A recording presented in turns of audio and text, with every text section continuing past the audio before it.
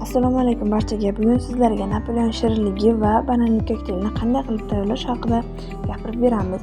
Bizning shirinligimizga kerak bo'ladigan masalliqlar: 500 gram un, 200 ml suv, 200 gram yog', 1 dona tuxum, 1 choy qoshiq tuz va 1 choy qoshiq sirkadan foydalanamiz. Albatta bu shirinligimizni tayyorlab ko'rishingizni maslahat beramiz. Ko'rib turganingizdek, shunga o'xshash sariyog'lardan biridan foydalanamiz va unga tuz va sirkani aralashtirib, ustiga sariyog'dan qirg'ichdan o'tkazamiz va xuddi shunaqa ko'rinishdagi xamirga ega bo'lamiz va unga tuxum va sarig'ini aralashtirib, ichiga suv solib, hosil bo'lgan massamizga qo'yamiz.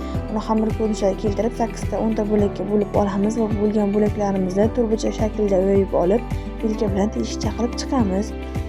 Bu teshikchalarni keyin 180 gradusga 15-20 daqiqa qo'yamiz. Endi esa navbat shirinligimizning kremiga 500 ml sut, 200 gram shakar, 2 dona tuxum sarig'i, 2 osh qoshiq un, 1 choy qoshiq vanilin va 200 gram sariyog'dan foydalanamiz.